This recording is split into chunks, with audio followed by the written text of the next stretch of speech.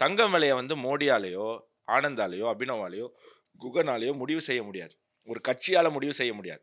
ஒரு நாடால முடிவு செய்ய முடியாது.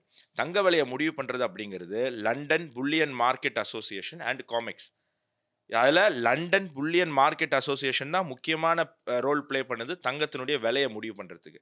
ஒரு நாளைக்கு 2 முறை தங்க விலை முடிவாகுது. லண்டன் டைம்ல அங்க இருக்கக்கூடிய 10:30 மணி காலை 10:30 மணிக்கும், மாலை 3 மணிக்கும் இதுக்கான விலை நிர்ணயிக்கப்படுது.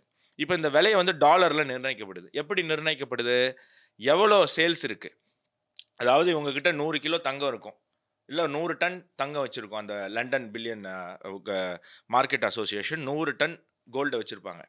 அவங்க அத எலக்ட்ரானிக் ஆக்ஷன்ல விடுவாங்க. இப்ப அந்த 100 டன் வாங்குறதுக்கு 200 பேர் வந்தாங்கன்னா, ஒரு ரேட் இருக்கும்.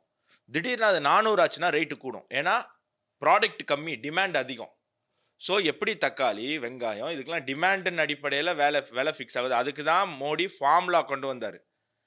ஃபார்முலா கொண்டு வந்து தக்காளிக்கு ஒரு பேசிக் பிரைஸ். அது எவ்வளோ ஏறுனாலும், இறங்குனாலும் இதுக்கு கீழ போகாது.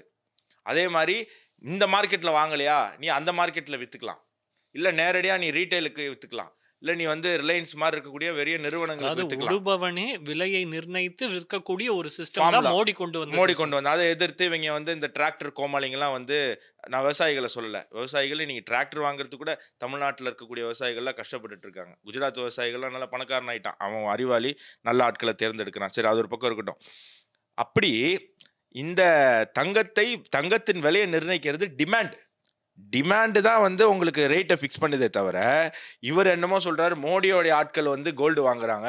மோடியோட ஆட்கள் கோல்டு இல்ல வாங்குறதுனால விலை மோடியோட கூடுது. ஆட்கள் தான் கோல்டையே வாங்கி விற்கிறாங்க.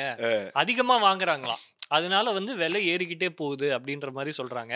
எப்படி நீங்க இப்போ வெங்காயத்த விலை வந்து ஏறுதுல்ல. விலை இறங்குறதுக்கும் இதே தான் காரணம். காரணம் அன்னைக்கு வந்து வாங்குறதுக்கு ஆள் இல்லன்னா விலை குறைஞ்சிரும். குறைஞ்சு. அதனால தான் இப்ப நேத்து பாருங்க 10,000 ஏறிச்சுன்னாங்க. இன்னைக்கு ரூ. 600 குறைஞ்சிருக்கான்.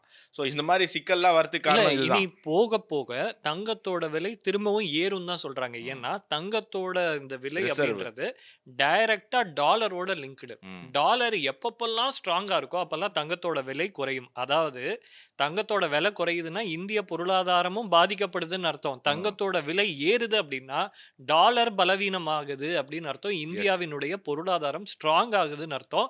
அப்போ இங்க இருக்கக்கூடிய கன்சியூமர்ஸ் அத வாங்குறாங்கன்னு அர்த்தம். விலை ம். ஏறுறதுனால யாரும் வாங்குறத குறைக்கல. அப்ப இந்தியாவே நம்முடைய பொருளாதாரம் அதிகரிக்குது.